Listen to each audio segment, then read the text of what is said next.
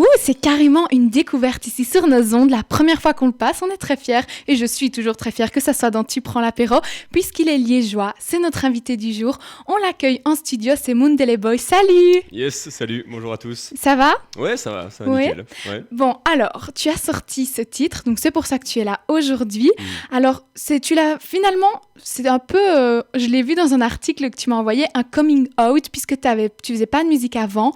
Donc en fait, tu t'es lancé pas n'importe comment, puisque tu t'es lancé lors d'un voyage à Kinshasa, et c'est finalement ce qui t'a révélé en produisant ce son. Alors, pour te rencontrer un peu plus, j'aimerais bien déjà savoir d'où est l'origine de ce nom Mundele Boy. Ok. Parce qu'à la base, tu t'appelles pas comme ça dans la vie. Non, pas du tout. D'ailleurs, j'avais même jamais entendu parler du terme Mundele avant de partir au Congo. Et en fait, c'est le premier mot que j'ai appris en lingala quand je suis arrivé là-bas. Parce que Mundele, en fait, ça veut dire blanc ou pâle. En fait, c'est l'homme ou la femme même à la peau pâle. Et par extension, on peut utiliser ce mot aussi pour un métis ou de manière plus générale, quelqu'un qui vient d'ailleurs, quoi. Et c'est pas spécialement un terme qu'ils vont utiliser péjorativement. Ouais. C'est vraiment eux qui t'ont balancé, ouais. Toi, c'est ça? Ouais, c'est ça. Même quelqu'un pour m'appeler va me dire hey, Mundele, par exemple, parce que s'ils connaissent pas mon prénom, ou même quelqu'un qui connaît pas mon prénom pourrait m'appeler comme ça, quoi. Et donc, du coup, j'ai très vite compris ce que ça voulait dire. Et comme je disais tantôt, voilà, c'est un terme qui est assez presque affectif en fait. Donc je me sentais mieux quand quelqu'un allait m'appeler Mundele que quand il allait me dire le blanc par exemple, qui avait une consonance pour toi différente. Négative un peu, pas non? spécialement négative, mais j'ai l'impression que comment c'était utilisé, il y avait un passif derrière qui était moins joyeux, quoi, et qu'on peut comprendre aussi quand on pense un petit peu à l'histoire de nos deux pays, la Belgique et le Congo, quoi. Donc, Mais je propose qu'on mette un peu en fond sonore ce son, c'est un peu sympa pour ceux qui viennent de nous rejoindre, comme ça ils savent de quoi on parle. Et alors en fait, toi tu es étudiant et c'est pendant un voyage que tu t'es lancé. Qu'est-ce que tu faisais au Congo en fait? C'est ça, du coup, là je suis en dernière année en relations internationales à l'université de Liège. Ouais. Et du coup, j'avais trouvé un stage dans une coopérative locale qui faisait de l'agroforesterie. Et donc, j'y suis allé à la fois pour l'expérience professionnelle du stage, donc qui a duré 5 mois au total, et aussi pour récolter des données pour mon mémoire, parce que je fais mon mémoire sur la gestion des ressources forestières en République démocratique du Congo. Et donc, du coup, il y avait une double dynamique en partant là-bas. Et une troisième démarche qui est venue s'ajouter par-dessus, qui était la démarche artistique, qui est arrivée sans que ce soit prévu, quoi, en fait. Oui, c'est vraiment là-bas, En fait, tu es pas seul. Sur ce son, on va y revenir sur la naissance, mais on peut déjà présenter peut-être les deux artistes qui sont avec toi. Celui qu'on vient d'entendre là, et qui termine son couplet maintenant, c'est JD. Et là maintenant c'est Rasta qui arrive. Donc du coup pour présenter dans un premier temps JD, donc Jean-Daniel de son prénom. Donc lui c'est un rappeur congolais mais qui a vécu une grande partie de sa vie en Afrique du Sud. D'accord. Et donc il est principalement anglophone, ou en tout cas c'est comme ça qu'il aime bien se présenter. Et donc par exemple on parlait au jour le jour en anglais avec lui. Et JD en fait c'était clairement mon meilleur ami sur le séjour. Parce qu'on avait beaucoup de choses à s'apprendre et d'une certaine manière, moi je l'emmenais avec moi quand je traînais avec les expats qui travaillaient pour les ONG, les ambassades, etc. Et lui m'emmenait avec lui dans les quartiers de Kinshasa où je serais jamais allé et où je me serais... En tout cas j'aurais pu y aller mais j'aurais eu difficile à m'intégrer si j'avais pas eu un acolyte avec moi, et cet acolyte c'était JD, quoi. Un peu ton passe droit. Ouais, mon wingman, quoi, littéralement. Et à côté de ça, il y a donc Rasta qu'on a rencontré, mais donc j'imagine que tu avais prévu la question de la rencontre, que tu as dit rencontre tantôt, donc je vais pas spoiler la rencontre, mais donc Rasta, on l'a rencontré le même soir. Et Rasta, lui, il a commencé dans le rap, mais maintenant il évolue principalement dans le dancehall et le raga à Kinshasa.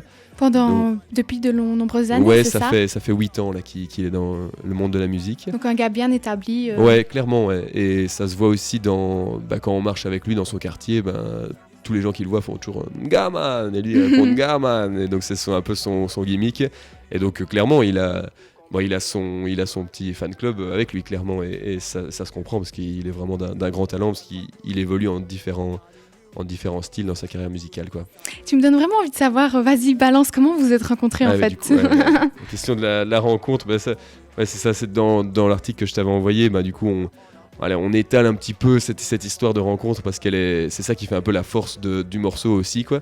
C'est un peu le hasard finalement de la rencontre qu'à très peu de choses près, on se serait jamais rencontrés et on serait pas, je serais pas là pour parler de ça à l'heure actuelle, quoi. Donc ça s'est fait dans un festival, donc le Jazz Kiff Festival à Kinshasa, où je m'étais rendu dans un premier temps avec mon maître de stage, parce qu'à ce moment-là, j'avais littéralement pas d'amis, donc je traînais avec mon maître de stage à Kinshasa. Et du coup, le premier soir, j'ai rencontré plein de gens, donc c'était vraiment énorme. Et donc je décide d'y retourner le deuxième soir, mais cette fois-ci seul, pour aller dans la même optique que le jour d'avant, quoi. Et donc du coup, là, via un ami en commun, je suis amené à rencontrer JD, avec qui finalement on a très vite accroché et on a passé toute une partie de la soirée ensemble pour finir en fait finalement dans les backstage du festival. Donc moi, JD et donc un groupe de musique qu'on avait vu plus tôt sur scène, et Rasta était également dans les backstage. Et donc du coup on a commencé à rejoindre une jam avec le groupe de musique, et donc chacun y allait un petit peu avec son style différent, etc. Et donc chacun a amené un petit peu sa surprise musicale, quoi. C'était vraiment, on allait de surprise en surprise, et tout ce qui sortait était vraiment incroyablement bon, quoi. Donc mais toi, tu faisais déjà de la musique avant ? Donc voilà, ici pour ce qui est de la question de la musique, ça, donc je me suis pas découvert rappeur là-bas non plus, quoi. Oui, j'étais pas, oh mon dieu, je sais rapper. Il suffit de mettre deux mots les uns à la suite des autres et je rappe en fait. Non, j'avais déjà un petit peu cette gymnastique que j'avais eu le temps de déguiser entre guillemets via mon environnement proche ici à Liège en fait, parce que j'ai énormément d'amis qui sont dans la musique ici à Liège, donc là je vais en profiter pour je vais carrément faire de la pub pour tous autant qui sont. Des petites dédicaces à qui, vas-y, balance, donc, allez. on peut commencer par La Clique, donc qui est un groupe de rap purement liégeois, donc dans lequel on trouve Slim, Big Smack et Jeune So, donc ils sont trois. Ils sont déjà passés par ici. Ouais, c'est ça, ils sont déjà passés, et ils ont probablement fait parler d'eux parce qu'ils sont extrêmement bons, et donc pour le moment il n'y a pas encore énormément de sons qui ont été enregistrés, mais ils sont en train de travailler là-dessus. Et ils font énormément de scènes qui vraiment retournent tout, quoi. Et la plupart du temps, ils les font au Cultura avec leur soirée The Block qu'ils organisent. En général, c'est tous les 3-4 mois. Et c'est vraiment du très très bon travail. Donc ça, c'est trois bons amis à moi avec qui, avant même qu'eux se lancent, chacun, voilà, on a découvert un petit peu, voilà, c'est ça, ensemble à écrire, etc. Donc voilà, il y a eux trois. Donc si on enlève Big Smack du groupe des trois et qu'on l'ajoute à un autre collectif où ils sont deux, là il y a Rideau où il est avec AB qui chante aussi en solo, et qui font principalement. Donc AB fait principalement de l'électro acoustique et commence à faire toute une série de scènes ici à Liège, et ils se produisent en général avec AB sous le terme du groupe Rideau, et donc d'ailleurs je crois qu'ils jouent au Réflector dans les prochains mois, je ne sais plus la date exacte, mais pub, t'inquiète on pas, se demandera après la pause. Ouais, c'est ça. Et donc voilà, il y a toute une série d'amis comme ça qui sont dans la musique, et donc voilà, ça sortait pas de nulle part, quoi. Voilà, c'est ça. Mais ils savaient que tu allais produire ça, ou c'était mais non, la justement, surprise? Voilà, c'est ça. Donc c'était tout l'intérêt. En fait, j'ai voulu garder ça secret le plus longtemps possible. En fait, c'était juste avec Sim, donc Slim de La Clique, que j'en parlais. En fait, à partir du moment où j'avais choisi voilà, que Slim soit mon confident, du coup, je lui racontais tout, et donc ça me permettait de pouvoir tenir le secret pour les autres, quoi. Et donc, du coup, en fait, l'idée, c'était de revenir. Et en fait, normalement, comme on a enregistré, qu'on a tourné le clip, en tout cas, le dernier week-end où j'étais à Kinshasa, l'idée, en fait, c'était que dans la foulée, le clip revienne en même temps que mon retour, quoi. Évidemment, voilà, ça s'est pas du tout passé comme ça. Le clip est sorti 2 mois après, et donc évidemment ça a été une surprise pour la plupart des gens, mais pas pour ceux qui avaient le malheur de me côtoyer pendant les 2 mois qui ont suivi mon retour, parce que je n'ai pas su tenir ma langue, et voilà, j'ai clairement pas su tenir le secret, ouais. Mais alors, rentrons vraiment dans le vif du sujet. Ce son, il est quand même engagé, on peut dire. Alors oui, et c'est un peu malgré lui, parce que c'était pas non plus l'idée de départ, pour être tout à fait honnête. Voilà, JD et moi, on voulait principalement faire de la pure, enfin du pur, ce qui est dans notre style pour le moment, donc c'est plus du rap, tendance trap avec des instrus, plus trap, etc. Et du coup, quand on a commencé à montrer un petit peu nos couplets à Rasta, lui directement, il y a eu le refrain qui lui est venu en tête. Voilà, là tu peux mettre un petit peu plus fort, juste comme ça on entend le refrain. C'est bon, ça fait du bien. À fond. Et donc en gros, Sangissima Milimo, ça veut dire on a mélangé les esprits. Donc le morceau s'appelle Milimo, donc ça veut dire esprit en lingala. Et Mundele Nabaindo, voilà, Mundele vous avez déjà, maintenant vous avez appris ce mot-là. Et donc Nabaindo, donc c'est les blancs et les noirs, on a mélangé les esprits, quoi. Et donc du coup, Rasta a très vite proposé un son, bon, pas non plus militant, mais voilà, qui se voulait un petit peu faire un pied de nez au racisme et aux idées reçues entre les blancs et les noirs qui peuvent être encore présents à Keene comme partout ailleurs. Et donc on a essayé d'embrasser aussi cette vision-là dans le morceau qui finalement est l'esprit général du morceau, parce que le refrain prend une place indéniable dans la musicalité de ce qu'on a fait. Ouais. Et donc du coup, où est-ce que je voulais en venir ? Oui, donc en fait il y a ce côté ego trip, etc. que nous on développe, mais avec du recul, JD et moi. Et finalement en fait le dernier couplet qu'on fait vient apporter une conclusion positive à un peu cette opposition entre les deux, qui est résolue via en fait la présence de Rasta et le message qu'il apporte, quoi. Ouais. Et en fait, le clip, il a aussi une histoire, c'est ça qui est chouette. Et moi d'ailleurs, je t'ai vu du coup, parce qu'à la base, je ne te connaissais pas comme artiste. Je t'ai vu dans ce clip et je me suis dit, mais t'es super à l'aise. On dirait que t'as fait ça toute ta vie. En tout cas, si t'as pas fait ça toute ta vie, moi je me dis, t'es destiné pour ça. Allez, ça fait plaisir.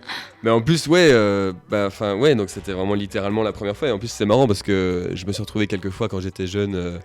à tourner, à me retrouver dans des clips pour des potes. D'ailleurs, j'en profite pour placer une nouvelle référence, parce que j'ai vécu une partie de ma vie à Namur, et donc il y a Black Kubi, qui est un de mes meilleurs potes de Namur, avec qui ça m'est arrivé de me retrouver une ou deux fois dans ces clips, et voilà, je me pissais dessus, quoi. Je stressais à l'arrière-plan juste parce que j'avais la chance de me retrouver sur le plan, quoi. Et en fait, finalement, je sais pas, à partir du moment où tu es plus en confiance aussi de ce que tu apportes, c'était moins l'escroc qui se retrouve là sans avoir rien fait. Voilà, c'est ça. Et donc, il y avait aussi une certaine fierté à porter ça. Et puis, il y avait aussi une crédibilité derrière ce qu'on avait apporté, quoi. Voilà, on est là, on est à Keene, même que ce soit dans les bidonvilles ou dans d'autres endroits de la ville, etc. On représente vraiment un truc. Et voilà, il y a une fierté qui du coup, voilà, comme a probablement... transparu dans notre aisance, quoi. Oui, c'est ça. Et puis on voit que c'est aussi un clip vraiment recherché. Enfin, vous n'avez pas pris juste une caméra et chanté devant. Vous avez vraiment fait une mise en scène. Ouais, c'est ça. Et donc ici, en fait, l'une des premières étapes du clip, ça a été de se concerter avec un ami à nous à Kinshasa, donc Randy, qui travaillait pour une boîte qui faisait du cinéma à Kinshasa. Et donc Randy, lui, avant même qu'on lui donne en fait les premières notes du morceau, ou qu'on lui parle même de à quoi ressemblait le morceau, quand il a su qu'on faisait un morceau, il a directement proposé pour rédiger les scripts, quoi. Et ça, c'était 2 mois avant le moment de tourner le clip, quoi. Et donc finalement, on a gardé cette idée-là en tête.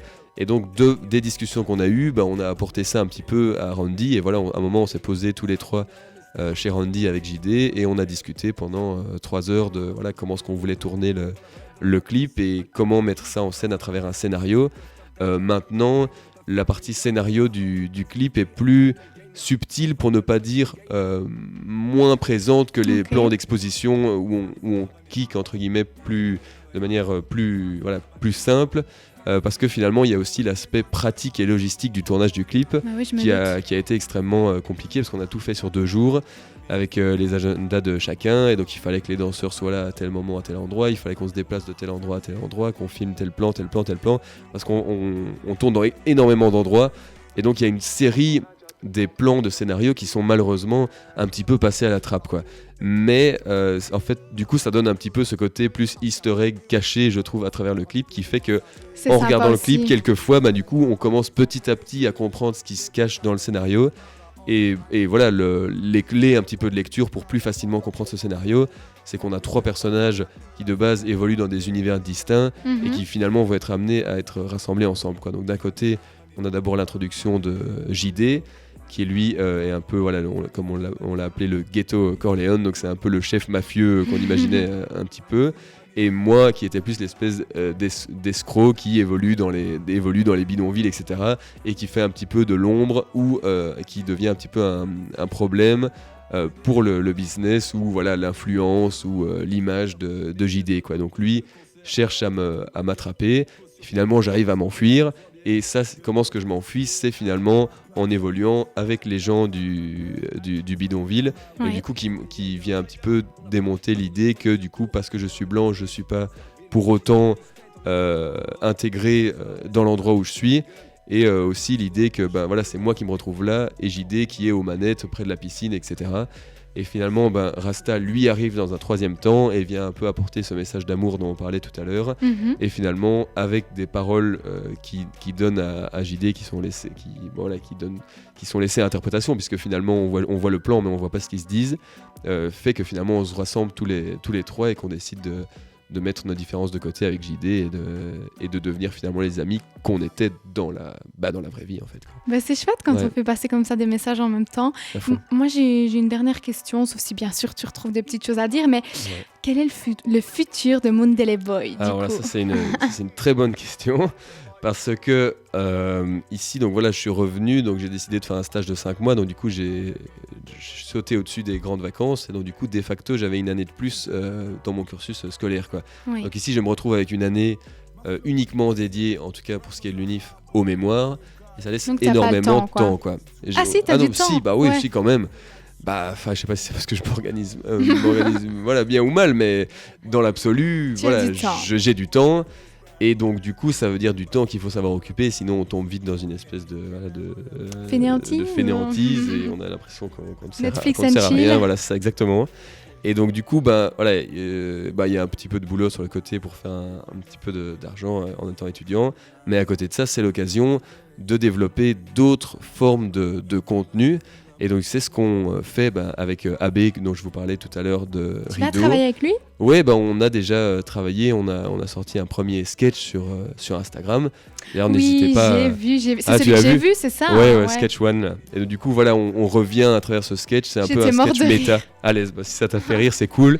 Parce que l'idée, en fait, c'était à travers un sketch de refléter un peu sur cette situation actuelle. De vacances dans le terme il n'y a rien, donc je dévoile un truc, donc un premier morceau, mais je n'ai rien derrière pour l'assumer, quoi. Et donc du coup que faire en attendant la suite? Est-ce que je tombe finalement dans pas une forme d'oubli, parce que finalement les gens qui sont là pour me suivre ne m'oublieront pas spécialement, parce que c'est pour la plupart des amis, mais du coup c'est la question, est-ce que je continue à donner à manger entre guillemets aux gens qui veulent peut-être voir des choses? Et donc du coup l'idée c'était d'utiliser ce temps pour faire du contenu avec AB qui nous a toujours plu et qu'on a toujours voulu faire, mais qu'on n'avait pas le temps de faire avant, quoi. Donc de développer des sketchs. Donc en profiter, c'est ça, des sketchs, d'utiliser aussi du temps pour faire aussi un peu de radio, etc.